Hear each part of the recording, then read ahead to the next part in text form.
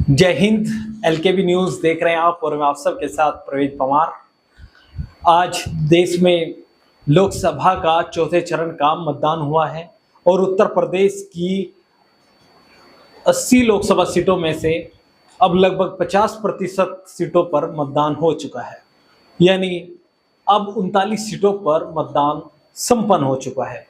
5 बजे तक के आंकड़े हैं कि संसदीय सीट पर कितना मतदान हुआ है और क्या स्थिति लग रही है, क्योंकि इन 13 सीटों की बात करें तो 2019 के लोकसभा चुनाव में सपा बसपा गठबंधन होते हुए भी इन सीटों पर भारतीय जनता पार्टी ने जीत दर्ज की थी। इन 13 संसदीय सीटों में 5 ऐसी संसदीय सीट हैं जो एससी के लिए आरक्षित है, यानी सुरक्षित संसदीय सीटों की संख्या 13 संसदीय सीटों में से 5 है।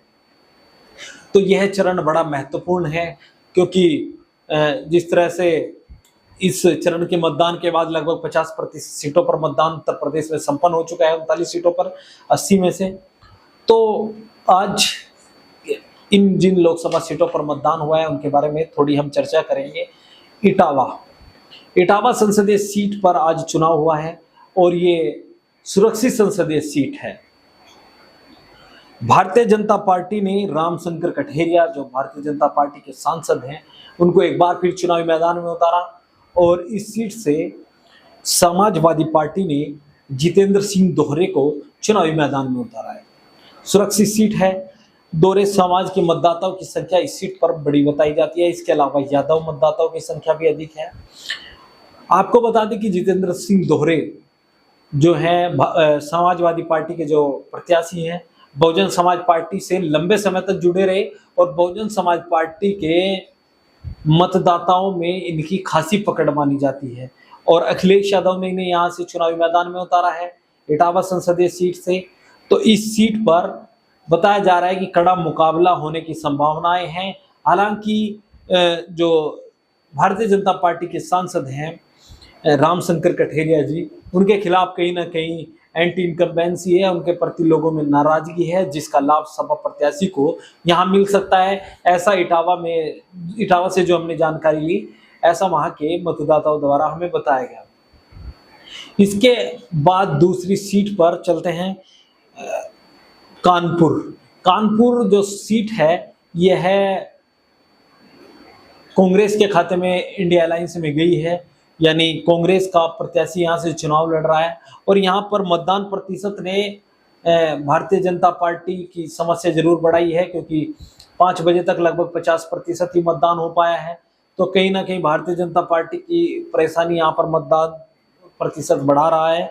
रमेश अवस्थी भारतीय जनता पार्टी के उम्मीदवार हैं, आलोक मिश्रा कांग्रेस के उम्मीदवार हैं। दोनों ही दलों ने इस संसदीय सीट से ब्राह्मण समाज के उम्मीदवार को चुनावी मैदान में उतारा था।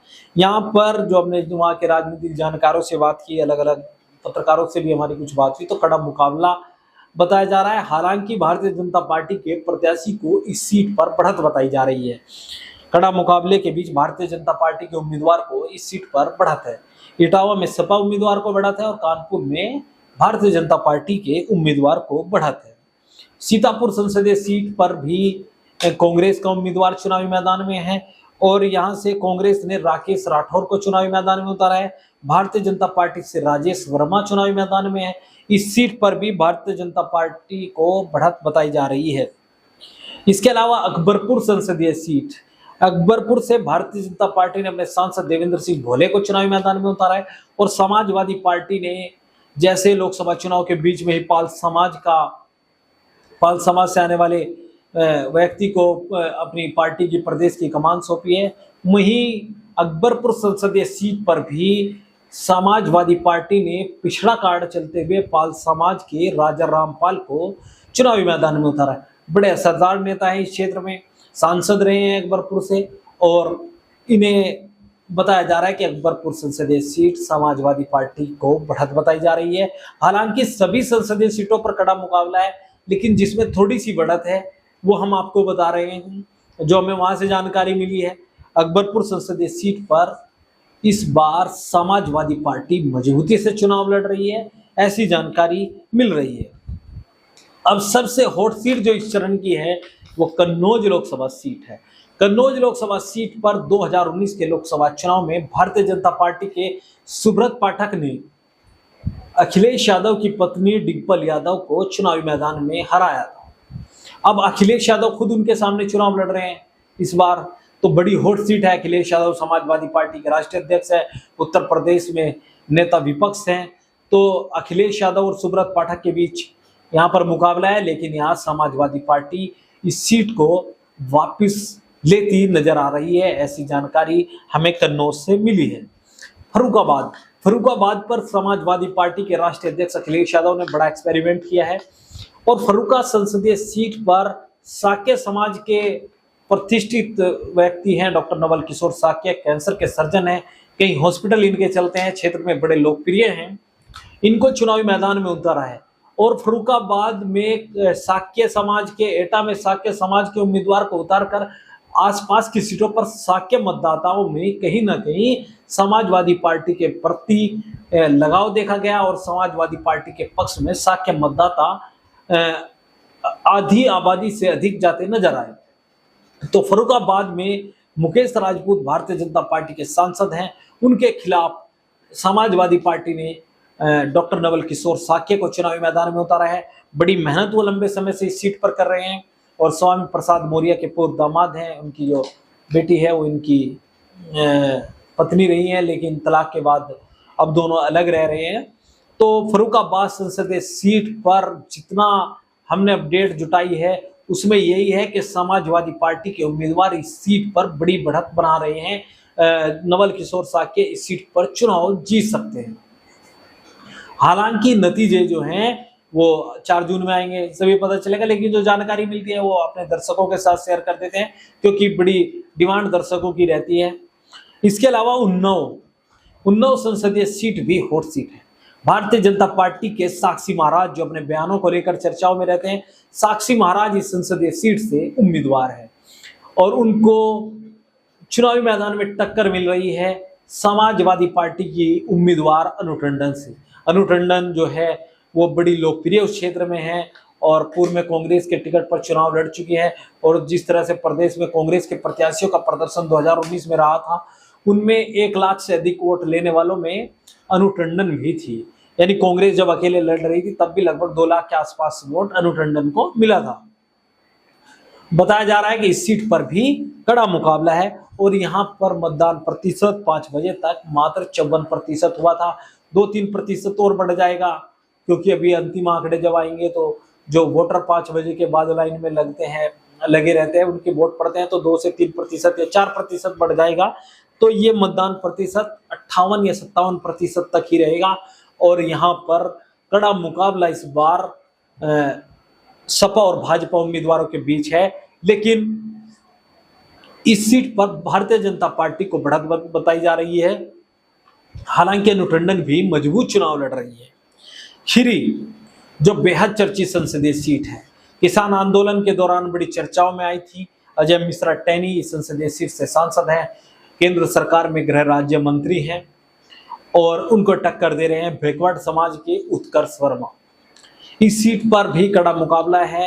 हालांकि राजनीतिक जानकारों की और राजनीति को समझने वाले लोगों की माने तो इस सीट पर भारतीय जनता पार्टी को बढ़त है, यानी एक बार फिर भारतीय जनता पार्टी इस संसदीय सीट से चुनाव जीत सकती है। अगली संसदीय सीट है धौरहरा संसदीय सीट पर जो 5 बजे तक मतदान का आंकड़ा है वो लगभग 63% मतदान वहां पर हुआ था। काफी अच्छा मतदान प्रतिशत धौरहरा संसदीय सीट पर रहा है। और रेखा वर्मा भारतीय जनता पार्टी की उम्मीदवार हैं और अखिलेश यादव के करीबी आनंद भदौरिया यहाँ से समाजवादी पार्टी और कांग्रेस गठबंधन के उम्मीदवार हैं। इस सीट पर आनंद भदौरिया को बढ़त है, यानी इस सीट पर आनंद भदौरिया चुनाव जीत सकते हैं। तो कन्नौज में हम आपको बता चुके हैं अखिलेश यादव को बढ़त है, फर्रुखाबाद में भी सपा को बढ़त है, उन्नाव में कड़ा मुकाबला है, भाजपा को बढ़त है, खीरी में कड़ा मुकाबला है लेकिन भाजपा को बढ़त है और धौरहरा में सपा को बढ़त है। सीतापुर में हम आपको बता चुके हैं भारतीय जनता पार्टी को बढ़त है, इटावा में सपा को मजबूत बताया जा रहा है और अकबरपुर में सपा के राजा रामपाल मजबूत नजर आ रहे हैं और कानपुर में कड़ा मुकाबला है और भारतीय जनता पार्टी को बढ़त है। इसके अलावा मिश्रिक संसदीय सीट मिश्रिक पर भी बताया जा रहा है कि भारतीय जनता पार्टी इस सीट पर मजबूती से चुनाव लड़ रही है। भारतीय जनता पार्टी को बढ़त है, हालांकि मुकाबला इस संसदीय सीट पर भी कड़ा है। उत्तर प्रदेश की सभी सीटों पर इंडिया गठबंधन और एनडीए के बीच कड़ा मुकाबला है। बहराइच और शाहजहांपुर के हालात भी ऐसे ही हैं। शाहजहांपुर में बताया जा रहा है कि भारतीय जनता पार्टी इस सीट को आसानी से जीत लेगी। इसके अलावा हरदोई संसदीय सीट को भी भारतीय जनता पार्टी आसानी से जीत सकती है। तो कुल मिलाकर जहां 2019 के लोकसभा चुनाव में जो 13 सीटें भारतीय जनता पार्टी ने जीती थी, उनमें कहीं ना कहीं इस बार नुकसान होता हुआ नजर आ रहा है। इसमें कन्नौज संसदीय सीट, फर्रुखाबाद, इटावा, अकबरपुर और धौरहरा, इसके अलावा आप देख सकते हैं कानपुर में भी कड़ा मुकाबला है और उन्नाव में भी कड़ा मुकाबला है। तो कुल मिलाकर भारतीय जनता पार्टी इस सीट जो चरण हुआ है, 13 सीटों पर जो चुनाव हुआ है इस चौथे चरण में उत्तर प्रदेश की, इसमें कहीं ना कहीं भारतीय जनता पार्टी को बड़ा झटका लग सकता है। यानी 4 से 5 सीटें समाजवादी पार्टी आसानी से जीतती नजर आ रही है। इसके अलावा अन्य सीटों पर कड़ा मुकाबला है। कई सीटें भारतीय जनता पार्टी भी आसानी से जीतती नजर आ रही है। तो कुल मिलाकर चौथे चरण में समाजवादी पार्टी पूर्व के मुकाबले इस बार बेहतर प्रदर्शन कर सकती है। बाकी तो चुनावी नतीजे बताएंगे, तब भी हम आपको अपडेट देंगे। चैनल अगर आपने अभी तक सब्सक्राइब नहीं किया तो चैनल को सब्सक्राइब कर ले।